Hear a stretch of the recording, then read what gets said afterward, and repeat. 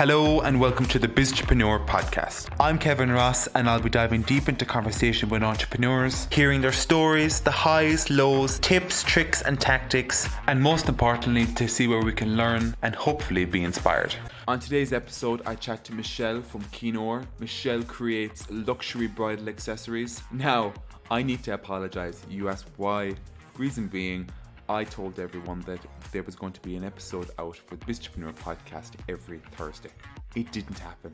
It happened for the first 8 weeks, and then KR Bouncy Castles, my business, reopened at the end of April, and boom, it went in the back seat. I missed it. I really enjoyed doing it, but this episode with Michelle from Kinn was recorded back in the middle of May. It is now season 1 will end mid-August, that kind of way, with episode 10, and then I have some really cool influential people lined up for middle of September onwards to start season 2. The Biztrepreneur podcast, I hope for season 2 will have another 10 episodes, and I'm really excited about it. So back to Michelle, Female Entrepreneur of the Year 2020. She brings us along her journey and tells us the really good parts and the really bad parts, and she was just so honest, and she led us into her business and brought us to the time where she hit her low point, and it was such an inspiration because she's so bubbly.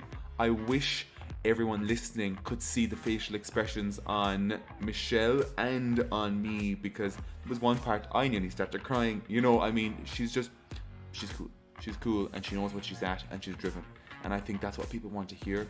It's motivational, it's inspiring, and I hope you enjoy. Thank you very much for tuning in once again.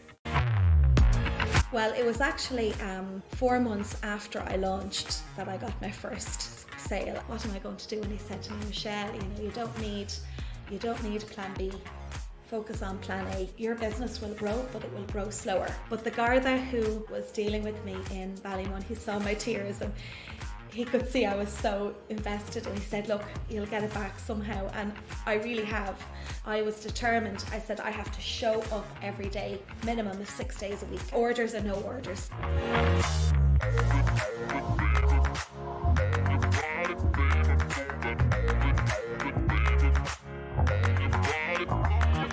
Michelle Reynolds Di Salvo, you are very welcome to the Biztrepreneur podcast. You're going to be talking about your business Kinn today. Thank you so much for having me. I'm so excited about this. From our conversations over the last couple of days, I have been pumped about this just to get talking to you and hear everything from the very start to where you are now at the moment and where you see the business going. So look, we're just going to bring it right back and just give all our listeners a quick intro as to who you are and what you do.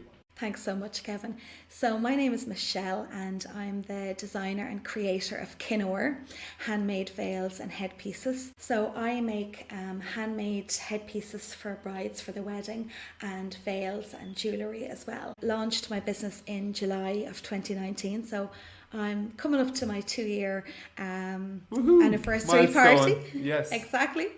And Kinn comes from the Irish legend of Uisín and Niamh Kinn in the land of Tiernan. Okay. And it was my favourite legend growing up. My dad used to always tell me about the love story of Niamh and Uisín and galloping on the white horse, yeah. Exactly. And never growing old and being immortalised. And when I was a child, I was so fascinated by my granny and her headpiece.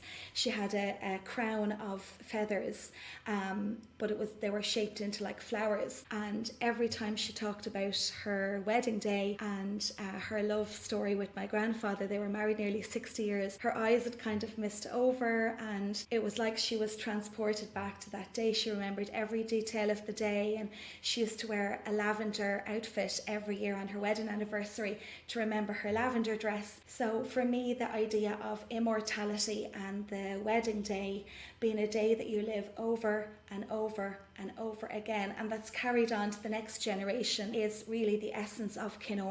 And that's tied up in, of course, the story of the land of the eternal youth, because it's a day you always return to and you relive over and over again. Every bride is immortalised on her wedding day. It's the one photo that's, in everybody's dining room, and even at a wedding, if you go to nowadays, you see the photo of the parents or the grandparents on their wedding days. So even though it's one day, it's not really one day, because it's a day that's relived over and over again. I love the way there's so much meaning behind it. Wow, that's really cool. And like, Thanks. was it through your grandmother that the idea sprung? Yeah, absolutely. She described going up to Dublin to get her headpiece and the beading on her dress, and like, unfortunately, these items sometimes get mislaid over the years, but we had all of the photos, and my granny used to let me sit down at the kitchen table. I used to play with buttons, and there was a little shop up the road from my granny called the Galway Bead Shop. Okay. And I used to buy beads and make things with wire, and you know, anytime I got pocket money, I'd always be making things. And my mum as well, she made her own wedding dress, she made her headpiece, she made her veil. So I've always grown up, you know, knowing how to sew, embroider, and my mum specialises in Carrick-Macross lace, and made my veil, headpiece and communion dress. So I guess I've been making things since I was a small child. So you're a part of an artsy, crafty family. Absolutely, yeah, absolutely. Going from there, you started the business 2 years ago. Yeah.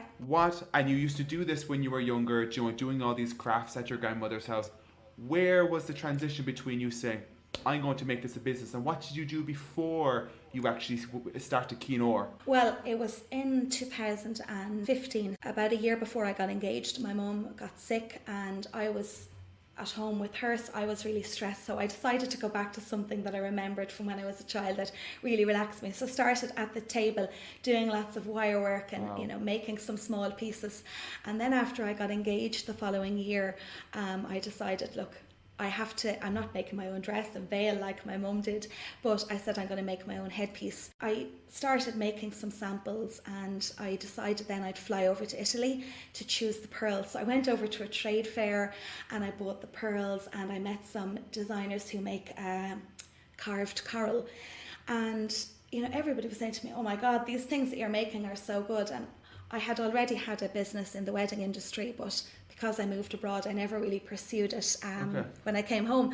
So I made my headpiece for my wedding day, and it was like beyond anything I ever imagined. I was so excited to wear it, and also to have it maybe someday to pass on to a future generation. Gotcha. So from there, that was 2016. I worked for my wedding the following year, and then I started making some headpieces for friends and my cousin, colleague of mine.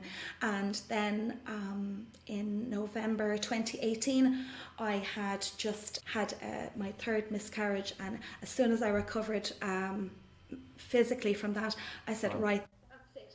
I'm almost 40. I'm not wasting any more time. I have to do this for me. You're going to go for it. Whoa. Go for it. Hell for leather. I said, right, that's it.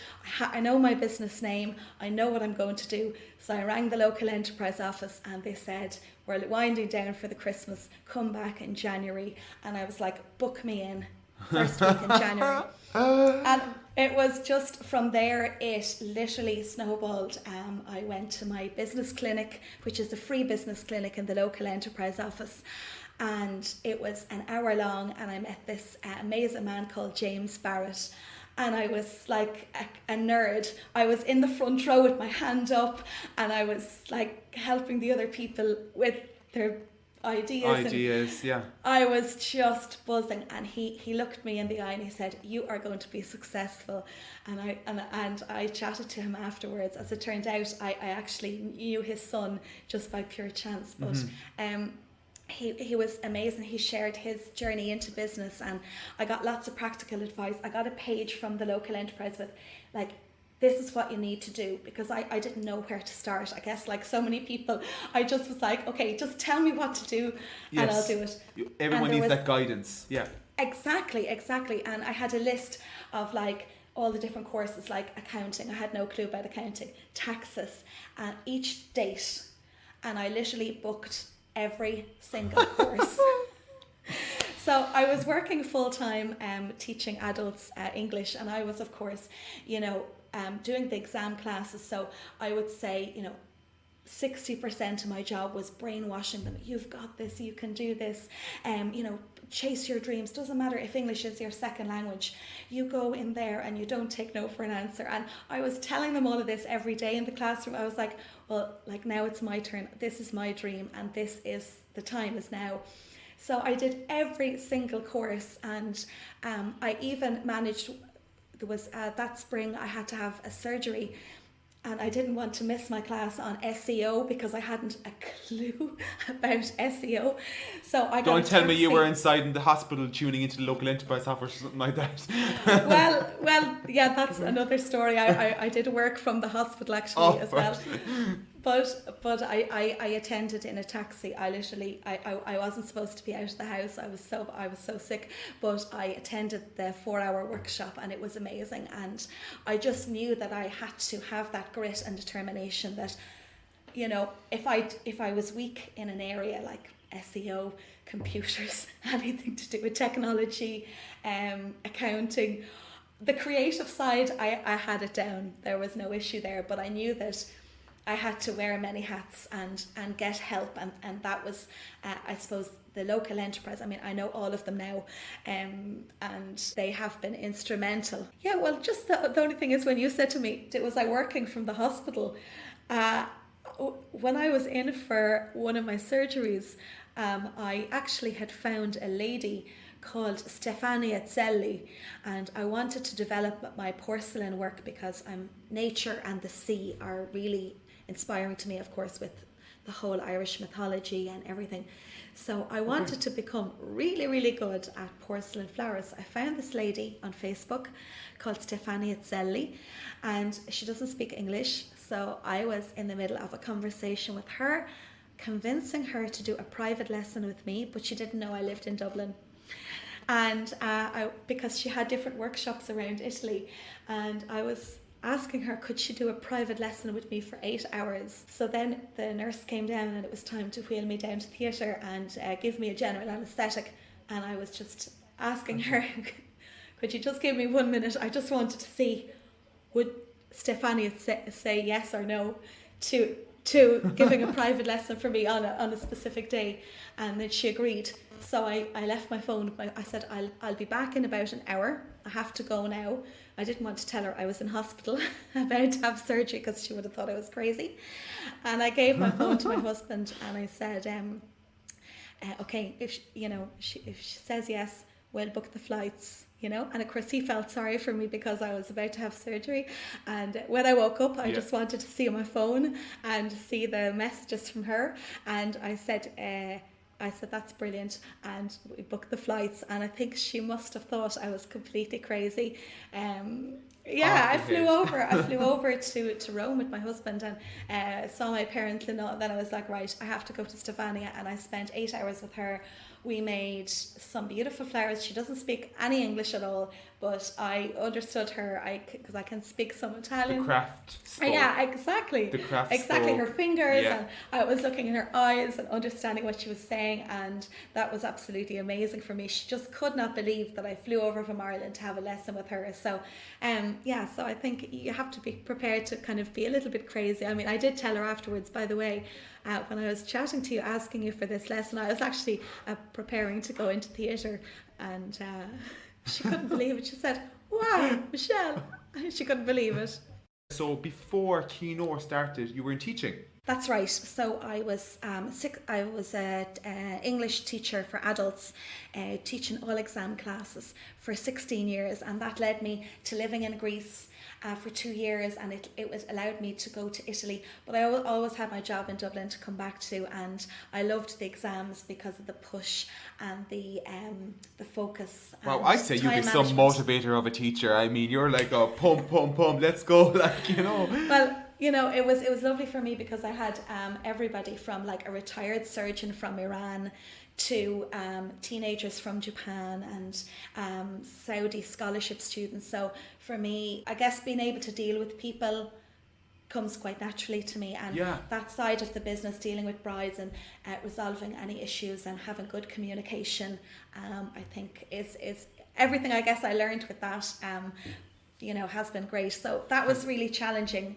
Fantastic. Juggling the two. Exactly, yeah. So you went to the local enterprise office, you went to all these different information evenings and online courses. How was it when you got your first paid client for the job, you know, when you were actually up and running as a business? So like, how was it when you got that first client? How did you get it? You know, was it word of mouth? Was it marketing? What happened?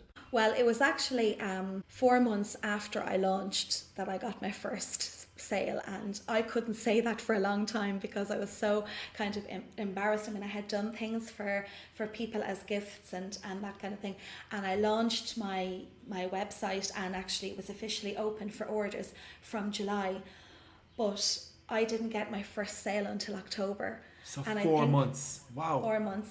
And I think nothing for me, whatever I face with the business in the future, there is nothing that will come close to that. And I guess I had been prepared, like, oh, don't think now, if you build it, they will come. Like, I had been warned, but nothing actually prepared me for how that would feel, like waiting 4 months for my first sale, because I was working every day in my day job, and then I was working with Kinn in the evenings, and I kind of assumed that the people would just find me and start ordering things. And even though I knew it wasn't like that, but I guess people don't kind of share that enough, and I wasn't really shouting it from the rooftops. I guess when I was on Instagram, kind of promoting my business, I had about maybe 200 followers. I made a crown for an influencer who I absolutely loved, and she had said, oh, I'd love a crown, and I instantly DM'd her and said, I'd love to make you one, and I made her an absolutely beautiful bespoke piece. And a bride found me through her because they were getting married in the same wedding venue. Okay. And she contacted me, and I made her headpiece, and she came to my house and I worked with her, and I had changed my bio as well with bespoke orders welcome. And as soon as I did that, it was a game changer, because people weren't just relying on the 14 pieces I had launched on the website, and they were like, oh, Michelle takes bespoke orders. People wanted a bit of exclusivity when they're ordering their piece for their special day. And then I got another order and another order. So I had like maybe 3 or 4 orders before Christmas that year. And I think what somebody had said to me as well, because I did see businesses who opened around the same time as me, but they were doing it full time. And I was kind of, I suppose, in that in-between stage where I hadn't gone full time with my business, but I was still working in my day job. Yes. And that, I was told, it was a really good piece of advice. Your business will grow, but it will grow slower because you're working full time as well. So I just kind of kept telling myself that. But I do remember there was a very low point that summer, like without being all doom and gloom. But I guess it's important to share the highs and the lows. The highs and the lows, you have it, yeah. Well, there was a point in the summer where I had been scammed out of €1,250 by a Chinese packaging company. Oh. And unfortunately, I couldn't get it back, and I was a bit naive. His name was Zhang, and he sent me a sample, and I trusted him, I guess, and he was telling me, don't worry, Michelle, they're on their way. And eventually paper bags arrived, but no packaging. So the Garda who was dealing with me in the Garda station. What do you mean? As in, like, so you ordered boxes or something, was it? You ordering boxes? So I ordered luxury black presentation boxes for the veils and the headpieces with gold foil. Bags. Yeah, he sent me a cardboard box of paper bags, like as in that you'd get in the shop. I paid €1,250 thinking I was getting my first order of gift boxes, and I got a docket, and they eventually arrived, but it was paper bags. But I knew at that stage the money was gone, because we traced the money to New York, and then the money was gone. But the Garda who was dealing with me in Ballymun, he saw my tears, and he could see I was so invested, and he said, look, he was so nice to me, and the lady in Bank of Ireland were so nice to me. They wished me well with all of their heart, and I said, look, they kept saying to me, you'll get it back somehow, and I really have.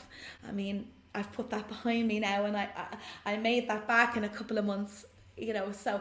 But I remember reaching out to Aidan from Avalanche, who manages my old website and is currently working on my brand new website through and for anyone that doesn't know, we've actually done an episode with Aidan there. That's right. Episode, I think is it 6 episodes? 6, that's it. Episode 6 with Aidan, yeah. And Aidan has been absolutely amazing as a mentor, not only for the technology side, but I remember reaching out to him one night, sitting on the sofa, and the tears were coming down my face, and my husband was saying, like, you haven't got any sales, and like, you know, you've scammed out of this money and like, what are you doing? And I just remember the tears coming down my face, and I just didn't know who else to turn to. So instead of it being a technology question this time, wrecking his head, I reached out. That was really, for me, the lowest point of the business. I said, what am I going to do? Like, and he just said, I remember I said, will I get another job? And what am I going to do? And he said to me, Michelle, you know, you don't need a plan B. Focus on plan A. And he said it's a hard slog in the beginning, and he gave me some really good practical advice. And I guess you never forget those people who kind of give you a push when you need it and give you some kind words. And for me, that was my lowest point, and it was onwards and upwards from then. And when I got my first sale a couple of months later in October, I left my job then in February of 2020, the week COVID hit. But oh my God! So yeah, you left the job, and then you were saying, "I'm going full time now with Kinn."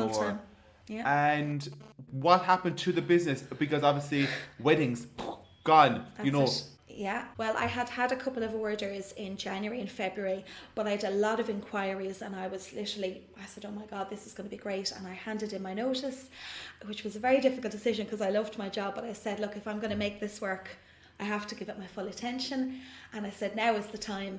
And then boom, COVID hit, and of course inquiries and the orders dried up with brides not knowing where their wedding was. Yeah. So that was a bit of a shock, but I just remember I was at a point where I was so like razor sharp focused. I said, I didn't know how long this pandemic was going to last. I certainly didn't think we'd be here, you know, a year later, still in the midst of it. But I was determined. I said, I have to show up every day, minimum of 6 days a week. Orders or no orders. So I worked on my social media.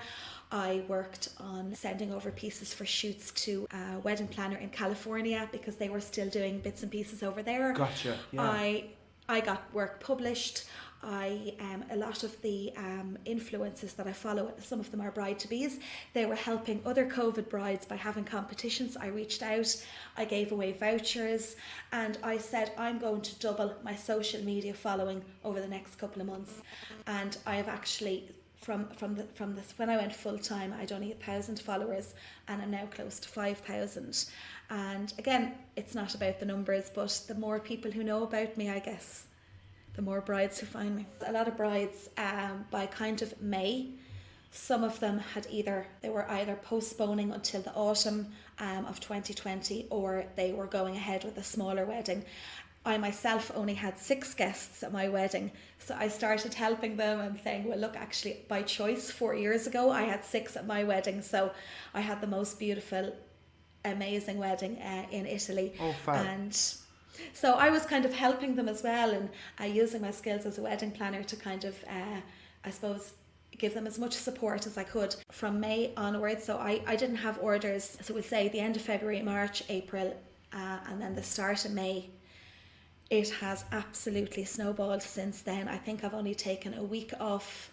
I took a week off in 2020 and a week off for Christmas, and that was it. Go you. Because, yes. Well, I guess because I was able to say to the brides, look, they had their dress, their wedding was maybe postponed, and they wanted to have the luxury VIP experience of working with me.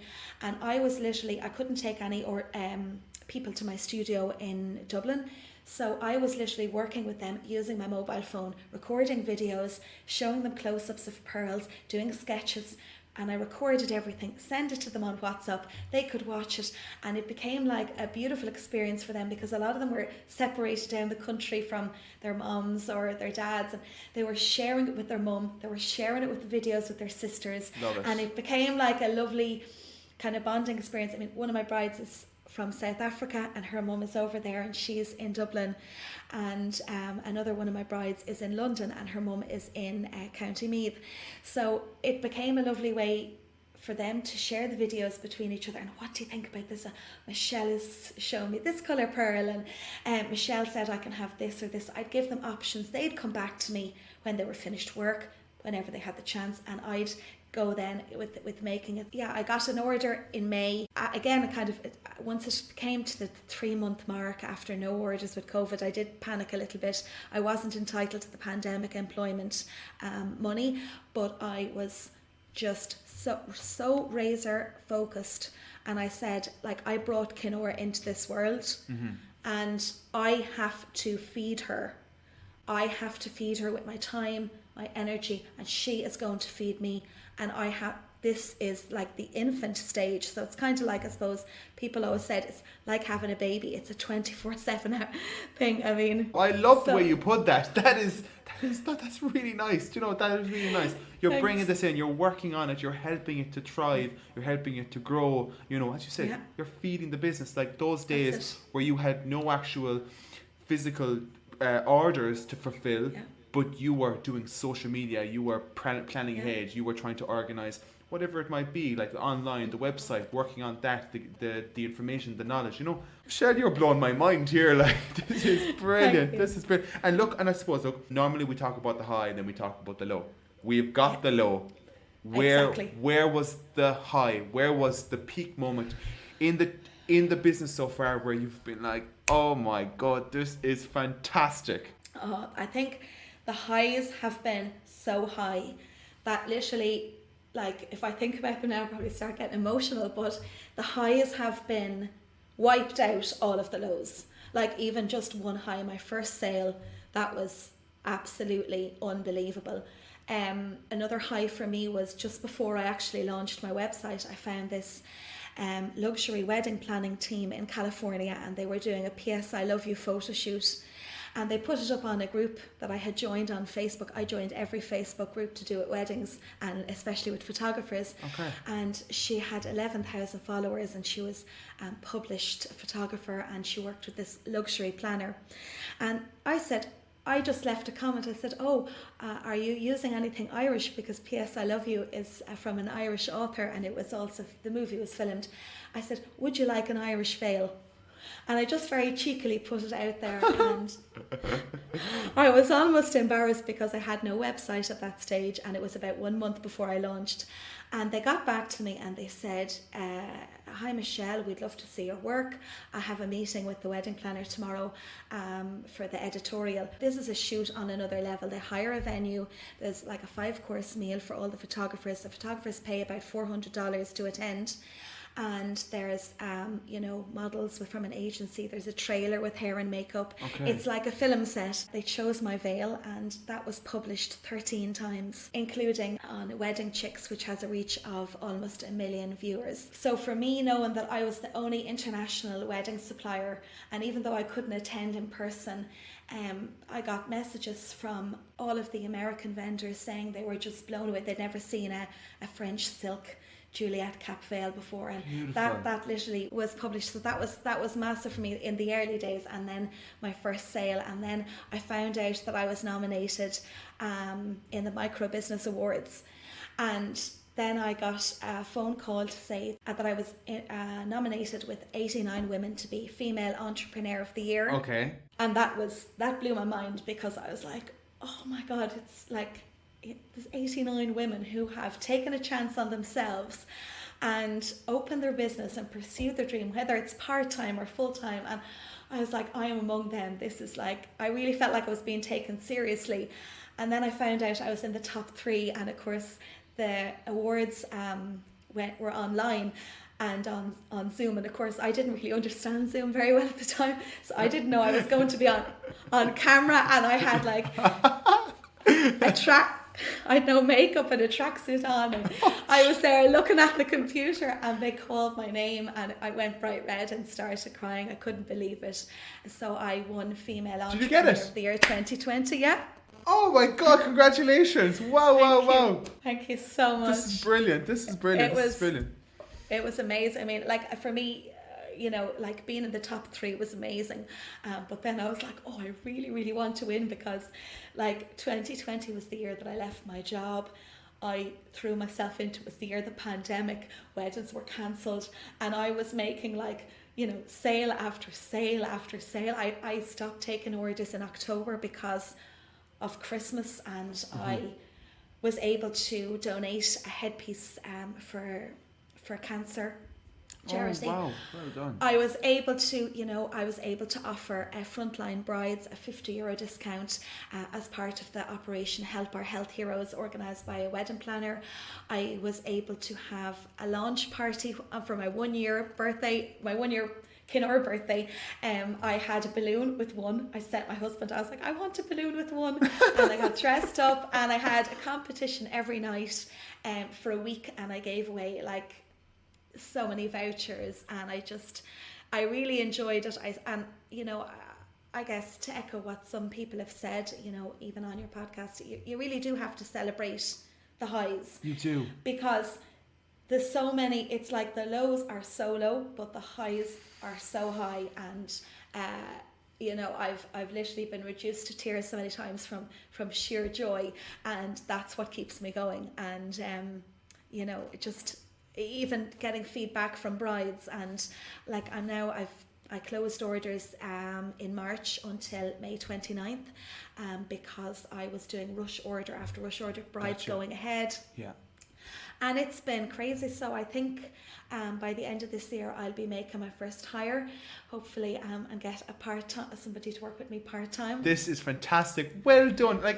Thank you so much. Even with, donating to like the cancer charities, you're a really good person. You're a really, really, really good person. So Michelle, where did your inspiration come from? Well, for inspiration in terms of the drive for the business, there's so many different people who I've seen excel in their business, who I sort of look up to, and that I'm like, oh, I want to be like them. They mightn't be in the same field as me, but that has been absolutely instrumental to me. Chupi Sweetman from Chupi Jewelry, when she shared her story of having 2 Facebook followers and starting her business, from nothing really, and renting and putting all her money into her business as opposed to buying a house at that time. Gotcha. That was so inspirational for me. And Aidan, of course, from Avalanche, who he shared his story and told me about being on the floor of his parents' bedroom. And I think a lot of people start from there. I saw another magazine article as well where so many people started in the garage, like Walt Disney. And when I saw Amazon, these things, I was like, selling books out of the exactly. garage, like Jeff Bezos. Exactly. So that for me was really like, there's nothing wrong with starting at your kitchen table, or starting in your spare room, or starting on your floor in your parents' room or whatever. And starting with nothing. I mean, I had nothing in my bank account that day that I was scammed. I had nothing left. I had to ask my husband for money to buy stuff for Kinn, like nothing. And hearing other people who had grown their business from having putting everything into their dream, and seeing that the grit and the passion and surviving resilience from the hard days, that for me, and hearing those stories has been amazing. I just hope that someday I can, give back and help other people by sharing my story, or I always see myself like, maybe 10, 20 years down the line when I have a bit more experience. I'd love to, mentor startups. I mean, that would be an absolute dream for me. And this year, the local enterprise office reached out to me, and they asked me, would I like to come back on the 7th of March for the Start Your Own Business Bootcamp, which I had attended for 2 years. I mean, I went back the second year to absorb any bits that I missed. And the first year I went, I literally was set on fire. I think I've only had maybe 1 or 2 experiences like that in my life. They were so passionate, and they shared some different excerpts, and they had us doing things in groups, and it was absolutely amazing. They kept telling me, what will get you out of bed on a rainy November morning? And of course, obviously they didn't literally mean a rainy November morning. They meant at that low point. When they asked me to come back, because I did say to Noel the first year, I said, Noel, I'm going to come back as one of the key speakers. And he said, oh yeah.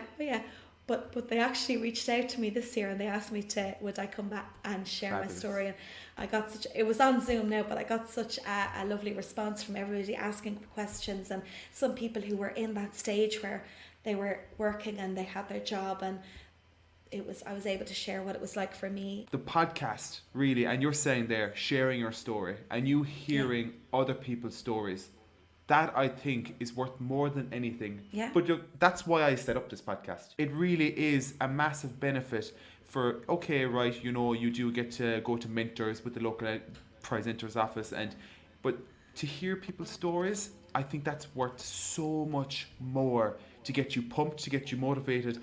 Like, I was inside the shop the last day, and the shopkeeper just said to me, they were like, Kevin, I'm listening to the podcast. I'm absolutely loving it. It's brilliant. I want to start something. I don't even know what I want to start, but I want to start something. You know, and I'm there kind of going, yes, that buzz. This is what I want. And, you know, at the intro of the podcast, everyone takes the mick out of me. They're like, oh, tips, tricks, and tactics, and hopefully will inspire you and everything. You know, and everyone's taking the mick because they hear it every single episode. But literally, that's what I want to do. That's what it's all about, is to inspire people. And we're just talking about where you're getting your inspiration from, you know, and hopefully from people listening to this, they're going to be inspired. Oh, I hope so. I mean, even when you hear, when you shared your story of how you started a business and that drive and that enthusiasm, and like, I could relate to you with your bouncing castle, and you had spent all your money on that, and it's like, it's that leap of faith. And there's so many people who are literally, you know, kind of tithering on the edge, thinking about it, and I guess before you actually take that leap of faith, sometimes there can be years behind it, and then something clicks, and that's it. Right, it's now or never, and then they just take that leap of faith, and it's amazing just to hear people's stories. And like, I was very lucky to have my father to be able to give me that kind of like that push, you know. He was my driver behind all this. My mom and dad were absolutely fantastic, but I have to say that it is from my parents the way I got it. Yeah, and me too. My mum and dad always said, if you want something, you have to work for it. And my mum would always say to me, you know, echo my grandfather's words, if you enlist, you soldier. So sometimes I would call my mum and I'd be upset, and like, if something wouldn't go wrong, come on out, you know, you signed up for this, that's it, draw a line underneath it. But you know, she follows one account on Instagram, me, and she, you know, she's excited to see what I do, or I'll send her a video, say, look mum, I'm working on this, and she's like, which bride is this now? Is this the one who lives in Cork or whatever? So it's, you know, it's like, my parents gave me a lesson that I had to strive and grit and to push myself hard every day. So who is your absolute dream client? Is there someone that you'd be like, I would love to do a piece for them? I actually have some of my dream clients on my books. I can't say their name. That's because, great. Yeah. I'm sworn into confidentiality, so I'm really, really lucky that I have those brides. Now, they have actually postponed to next year, so which is absolutely fine. But I will have to wait until next year to reveal that. But I guess every bride that I have worked with so far, I mean, I don't really believe in the whole bridezilla thing, even though I have witnessed a few bridezilla moments. But with me, I guess I take them by the hand, and I'm so involved with them, and they trust me. I guess that's a dream for me, that each bride is such a unique vision. Some of them are a little bit more laid back, of course. They kind of say, oh Michelle, I leave it up to yourself. And then I'll say, well, would you like it like this or this? And they say, oh Michelle, whatever you think. And some of them are like, can I see that? And can I see it like this? And would you mind just putting that side by side? So, you know, for me, every bride, when I get a photograph of a bride on their wedding day, and they come back to me and say, Michelle, like, my favourite part of the wedding planning was working with you to design my headpiece, or everybody admired the headpiece. Like, I honestly can't ask for more than that. So I guess all of my brides so far have been my dream clients. So Michelle, every business needs to be marketed. You've obviously told us already how your social media following has grown from 1,000 just, you know, after a while, and then you were up at nearly 5,000 now. What other marketing avenues did you go down? How did you get the message out there up to where you are now? Well, when I started out at the beginning of last year, I started doing some wedding shows, and those were absolutely amazing. I did one in particular in Markree Castle in January last year, and it cost me €800 to get the stand, and like I didn't have it, so it was a bit of an investment, I guess, but I just kept saying, I'm investing in myself. So I put it out there that I had to earn that money back, and I had 4 hours, and I was just like manifesting, like I'm going to get that back. And I had an amazing day in Marquee Castle. I made it back and more, and I actually just finished a headpiece there for a mother of the bride who met me like basically last January, 12 months.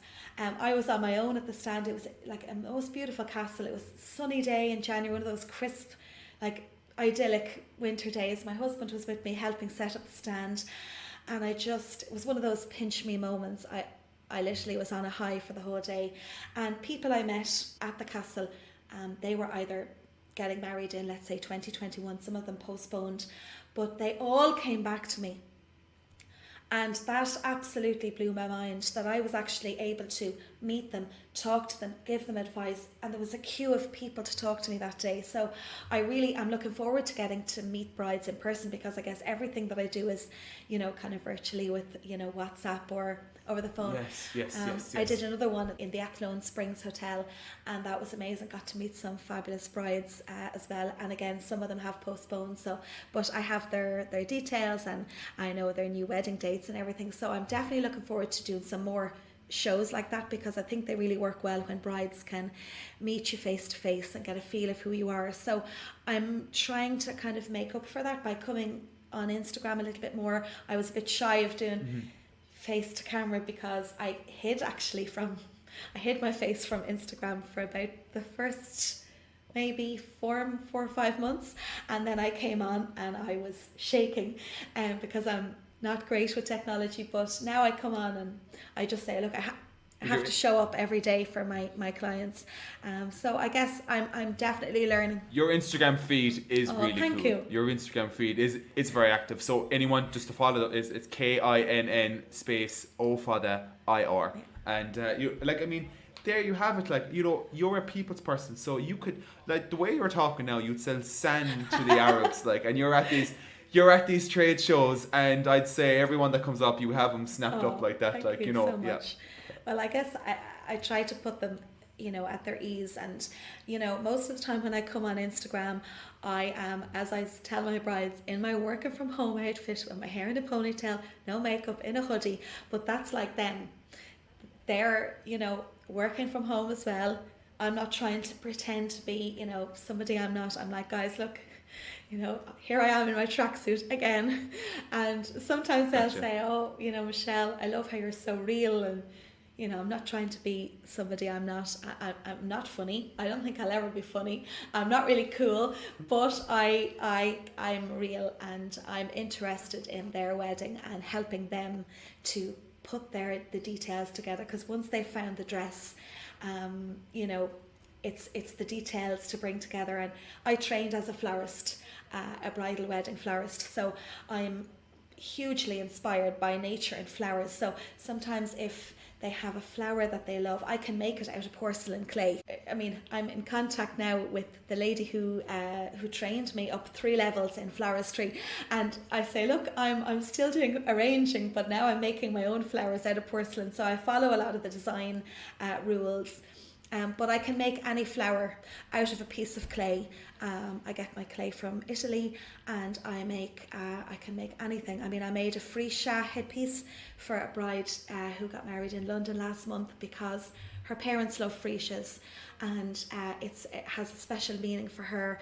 I made another beautiful headpiece for a bride whose parents sadly passed away, and she came to me with I asked her, was there anything that has a special meaning to her? And she told me her mum's favourite colour, which we included into the headpiece, and she told me her dad's favourite flower, and so I was able to make the cherry blossoms, which were her dad's favourite flower, and included that in. So it has a bit of meaning to it. A meaning to it, exactly. And so I'm an extremely sentimental person. I love to kind of bring that into it as well. And so what's the actual process in it? Person gets onto you. How does that process work, from start to finish? So usually a bride will get in touch with me. I would say most of the brides, I'd say maybe 95% of them would get in touch with me through Instagram. which is how they find me. And they would send me a DM and say, we're just wondering, could you make something like this? And they might send me a picture of a piece I've made on my Instagram story. Maybe I made it for another bride, or they might send me a picture of their dress. You know, what kind of headpiece do you think would go with this dress? So I'll reply to them, and I will then give them my Kinn WhatsApp number, and I'll move them over to WhatsApp. So for, you know, ease of sending videos, and so that I don't lose their message in a ream of DMs. And then we'll just kind of go back and forward. I'll find out what kind of headpiece they want, if it's a crown, if it's a comb, if it's a veil.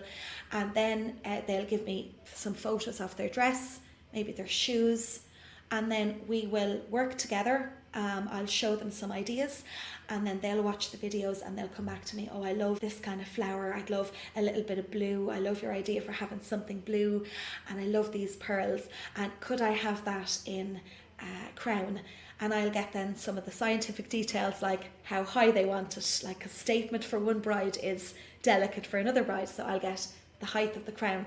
Yes. And then I'll do the sketch. Once they're happy with that, then I'll email them the quote and my bank details, and they send me on a deposit of 50%. And then I start working on their headpiece or their veil, and they get update videos then, which they absolutely love, and they have to keep the excitement. And of course they have to say, they might message me back, oh, I'm sitting beside himself now, and I can't wait to watch these on my own, because of course they don't want the groom to see the top secret.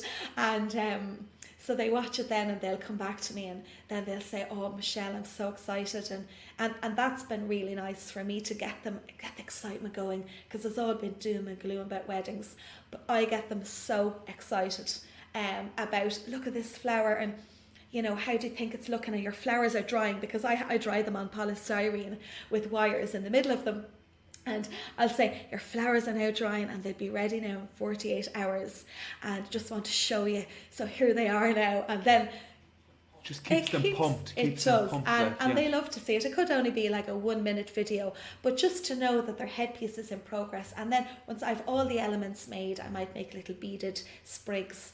And once I've it all made, then I'll just do a mock-up of it. And once they're happy, I'll go and make it. And then I do a final reveal video, which is one of my favourite parts. I do a reveal video slideshow, and I will address the bride by their name. So it could be, Dear Maria, and then I'll put the text and music, and that's the reveal video, and that's what makes them cry. And that's lovely. I love getting the crying selfies, and they haven't even actually seen the headpiece.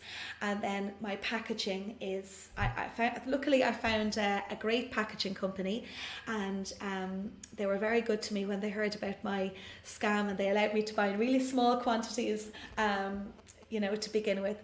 And my packaging is a kind of a bit of an experience. I have everything done in tissue paper with a gold stamp and a wax seal and a letter written to the bride, and they usually open it in their childhood bedroom with their mom. That's kind of become a theme, because they get so excited. I mean, I suppose it's part of the wedding day as well, so that's really nice. The wedding day, and it's part of the process. Like, that's really nice. That's so nice. That's so nice. And like, look, if you could go back to before you started, what advice would you give yourself? And then going on to, what advice would you give someone that wants to start up a business, that's sitting on the line?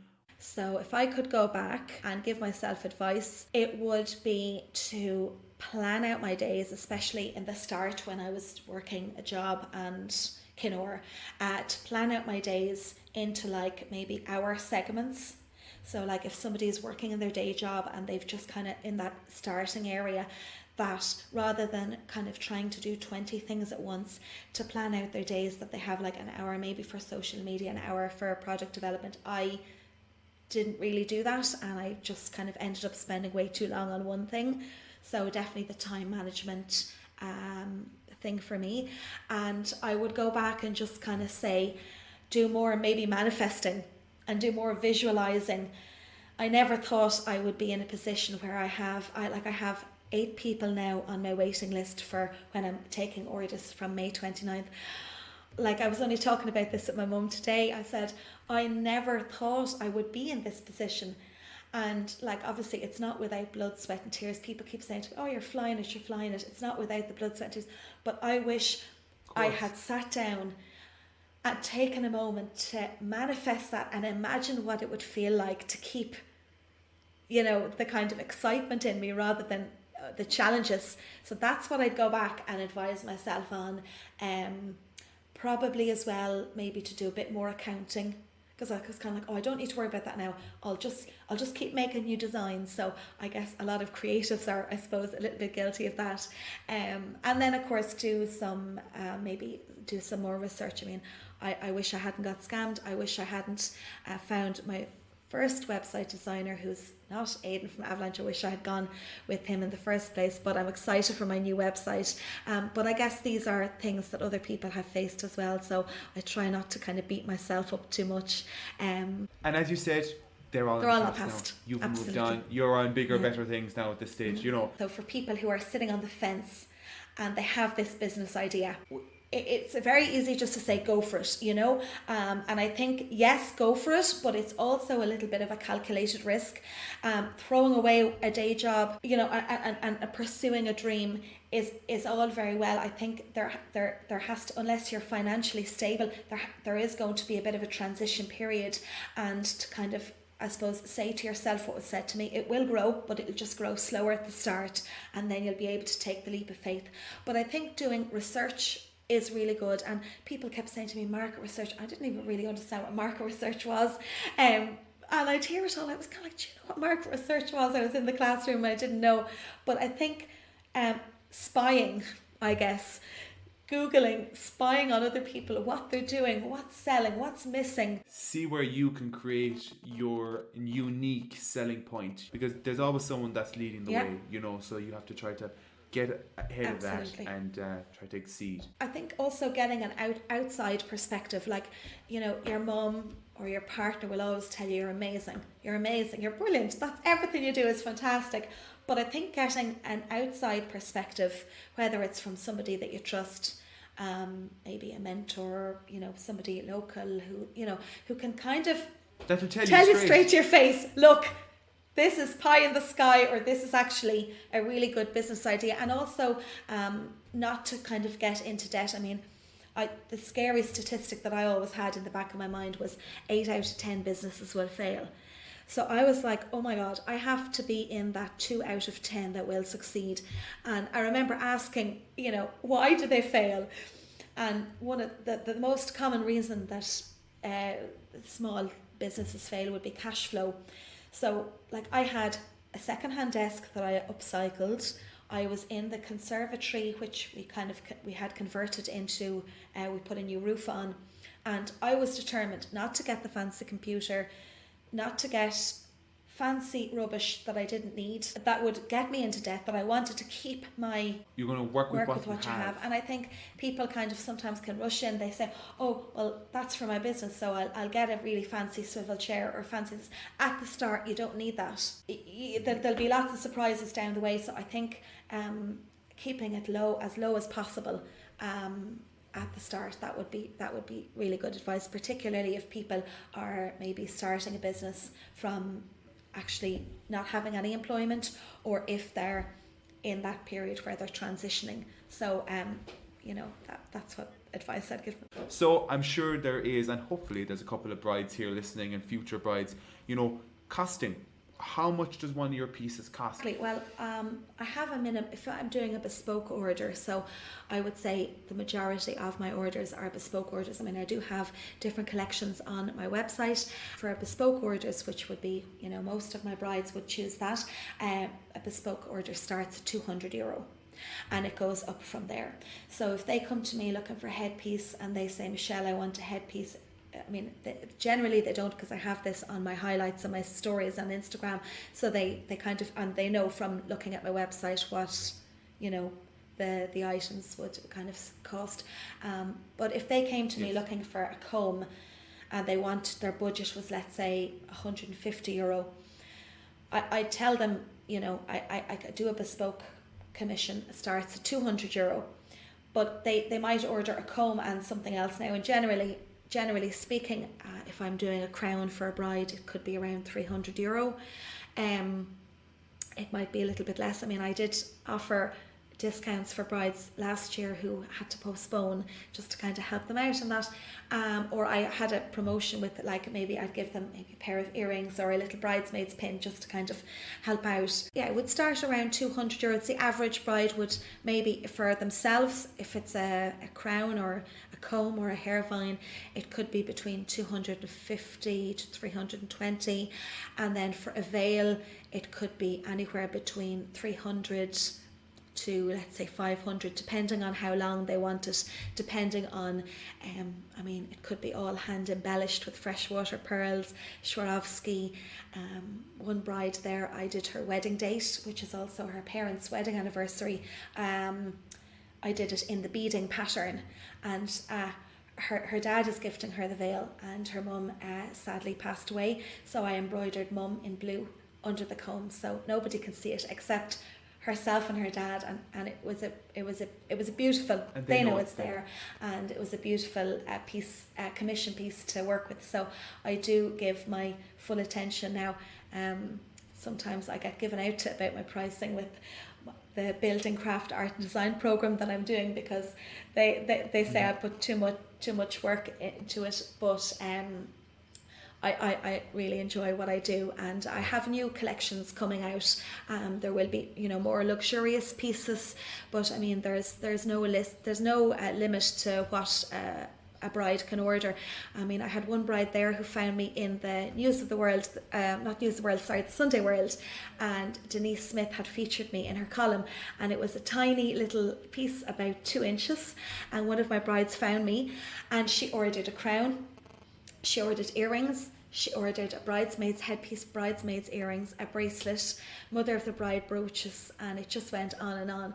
So that was amazing, and and she got married on New Year's Day and invited me to the live streaming, and of course I was watching it. It was just such a high to start 2021. It's an unusual question. I ask it to everyone that comes onto the podcast, and you probably know what it's going to be because you list it in. Tell us something that nobody knows about you. Okay, well, something really random about me is that I'm absolutely terrified of locusts. Like locusts as in these big grasshoppers. I have such a fear. I think it came from when I was a child. I used to read like Bible stories for children, my mum was doing the right thing, and of course I saw these locusts flying with the plague. And I used to dream about them and everything. I suppose I have a vivid imagination. When I lived in Greece, there are these massive, they're like grasshoppers, but they're kind of flying grasshoppers. They're like locusts. Gotcha. And I almost dropped my friend's baby when I saw a locust.